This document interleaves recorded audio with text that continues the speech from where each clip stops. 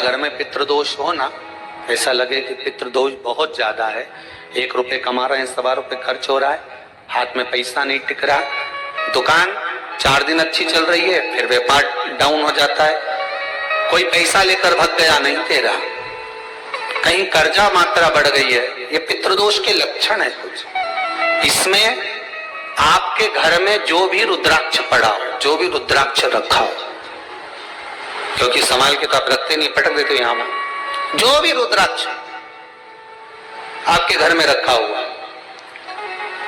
एक पानी के पात्र में उस रुद्राक्ष को डाल दीजिए, उसमें 1 चावल का दाना डाल दीजिए। महाराज, परिंदा जहां होता है, मटका, हंडा या रसोई घर में आपका जो पानी भरने का स्थान होता है, जिसको आरो वारो क्या क्या लगा के रखते हो, उसी के कहीं पास में उस कलश को रख दीजिए, ऊपर से उसको ढक दीजिए। शाम के समय, सुबह रखा 10 बजे से 12 बजे के बीच में, शाम के समय प्रदोष काल में भगवान शंकर का नाम स्मरण कर कर, ओम नमः शिवाय बोलकर, श्री शिवाय नमस्तुभ्यम बोलकर, या महामृत्युंजय मंत्र का स्मरण कर कर, या गायत्री मंत्र का स्मरण कर कर, जो मंत्र आपकी बुद्धि में, विवेक में समाहित हो, उस मंत्र का नाम लेकर राम कृष्ण हरि जो बोल सकते हो, एक घी का दिया अवश्य प्रज्वलित करें, लंबी बाती का। कौन सी बाती का? फूल बत्ती का नहीं, गोल बत्ती का नहीं, लंबी बाती का। बत्ती का मुख दक्षिण की ओर, कहां पर होना चाहिए? दक्षिण की ओर, ना पूरब, ना पश्चिम, ना उत्तर। बत्ती का मुख कहां हो? दक्षिण की ओर। जैसे श्राद्ध पक्ष में ब्राह्मण को जब भोजन कराते हैं तो ब्राह्मण का मुख श्राद्ध पक्ष के भोजन कराते समय अगर पूरब, पश्चिम और उत्तर का होता है तो श्राद्ध के भोजन का फल नहीं मिलता। उसका मुख दक्षिण का होता है तो हमारे घर के जितने भी पितर उस तिथि में गए होते हैं, सबको उसका भाग मिल जाता है और पितृदोष समाप्त हो जाता है। इसलिए ब्राह्मण का मुख श्राद्ध पक्ष में भोजन कराते समय दक्षिण का होना चाहिए।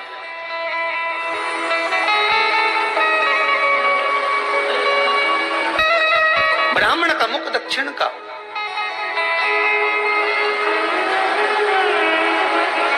यहां तक शास्त्र कहता है, महाराज अगर गौ माता को श्राद्ध पक्ष में अगर भोजन दे रहे हो तो गाय का मुख अगर दक्षिण का है, गाय का, आपका मुख भले उत्तर का हो, गाय का मुख दक्षिण का हो, आपका मुख भले पूरा पश्चिम कहीं का, गाय का मुख अगर दक्षिण में, अगर आपने दक्षिण में गाय को खड़ी कर रखा है और दक्षिण में उसका मुख और आप भोजन दे रहे हो, तो शास्त्र कहता है कि किसी पिंड की जरूरत नहीं पड़ती, गाय स्वतः कल्याण कर देती है, गौ माता स्वतः कल्याण। दक्षिण मुखी हो तो दिए की जो बाती का मुख कहां होना चाहिए? दक्षिण का। और दक्षिण का मुख होना चाहिए।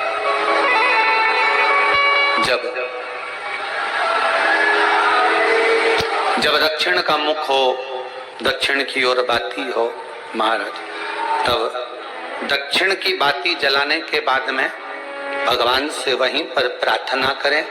जो कलश रखा है उसके ऊपर जो प्लेट रखी है, ढका गया है, वहां अपना सीधा हाथ रखें और अपने पूर्वजों का, अपने पितरों का स्मरण करें कि मेरे धन को लेकर कोई चले गया, मेरा व्यापार ऐसा चल रहा है, मेरा घर में बच्चों का विवाह नहीं हो रहा है, या घर में इतनी अशांति है, या तकलीफ है, या कष्ट है, ये सब का स्मरण कर कर उस कलश को रात्रि भर रखे रहने दें।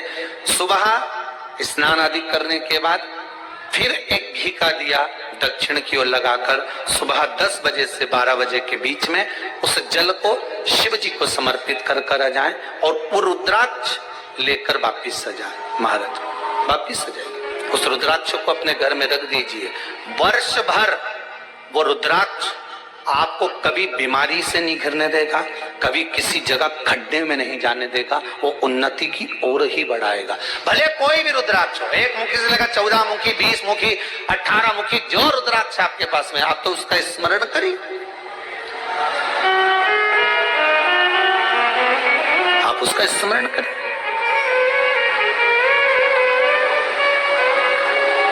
रुद्राक्ष का जल शिव को समर्पित करें। पितरों के जितने भी द्वार हैं, पितरों के जितने भी दरवाजे हैं, पितृलोक में जितने भी पितृ विराजमान होते हैं महाराज, ये सब शंकर के ऊपर चढ़े हुए जल का भाग ग्रहण करते हैं। शिव के ऊपर चढ़ाओ, मिर्च चढ़ती हो, सारे वृक्षों की पत्तियां चढ़ती हो, सब चढ़ा के पुष्प चढ़ते हो, दुर्वा भी चढ़ती हो, बेलपत्र भी चढ़ता हो, आंख का पुष्प भी चढ़ता हो, धतूरा भी चढ़ता हो, जिसको भांग आदि भी चढ़ती हो, तुलसी की मंजरी भी चढ़ती हो। तुलसी की मंजरी भी शंकर को चढ़ती, तुलसी का दल नहीं, मंजरी वो भी चढ़ती। 33 कोटि देवताओं में कोई ऐसा देवता बता, संपूर्ण सामग्री भगवान केवल एक है, देव अधिदेव महादेव, जिनको काली तिल भी चढ़ रही है, काली मिर्च भी चढ़ रही है, जिनको संपूर्ण सामग्री भगवान शिव को समर्पित हो रही, संपूर्ण यहाँ तक राई, सरसों, राई के दाने तक भगवान शंकर को चढ़ते हैं।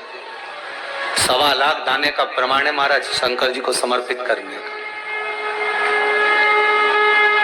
सरसों चढ़ती, राई चढ़ती महाराज, पुष्प, बेलपत्र, दुर्वा, जगह जगह के पुष्प शिव को समर्पित होते हैं। जब शंकर भगवान को जल चढ़ाया जाता है 16 श्राद्ध पक्ष में, 16 दिन श्राद्ध के जब हम भगवान शंकर को जल समर्पित करते हैं तो उसका भाग हमारे पितरों को प्राप्त होता है। जब शंकर भगवान को जल चढ़ाया जाता है 16 श्राद्ध पक्ष में, 16 दिन श्राद्ध के जब हम भगवान शंकर को जल समर्पित करते हैं तो उसका भाग हमारे पितरों को प्राप्त होता है।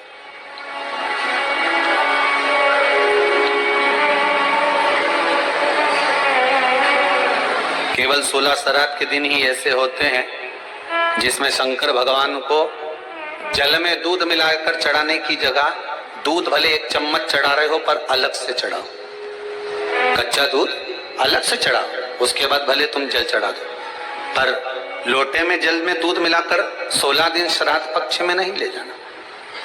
भले 1 चम्मच दूध लेकर जाओ, 1 कटोरी दूध लेकर जाओ, पर कच्चा दूध अलग से लेकर जाओ, शंकर भगवान को अलग से चढ़ाओ, क्योंकि 16 दिन श्राद्ध पक्ष के जब भगवान शंकर को दूध और जल चढ़ाया जाता है वो हमारे पितरों के खाते में चला जाता है, हमारे पितरों को उसका भाग मिलता है। इसलिए शंकर भगवान को कच्चा दूध भी चढ़ाओ तो पानी में मिलाकर नहीं, एक अलग से 1 चम्मच ले जाओ, भले फिर शिव जी को चढ़ा दो, भले एक छोटा सा कटोरी में ले गए चढ़ा दिया, जल ले गए चढ़ा दिया, वो हमारे पूर्वजों को प्राप्त होता है, वो हमारे पूर्वजों को प्राप्त होता है।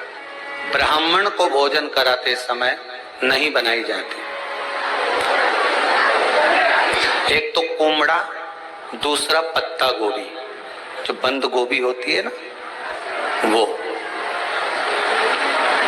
बंद गोभी जो होती है ना पत्ता पत्ता वाली, उसकी भी सब्जी पितरों के ब्राह्मण अगर भोजन करता है तो उसमें नहीं बनाई जाती। एक कुमड़ा, ये जो पेठा बनता है ना कुमड़ा का, ये भी श्राद्ध पक्ष में नहीं खिलाया जाता महाराज।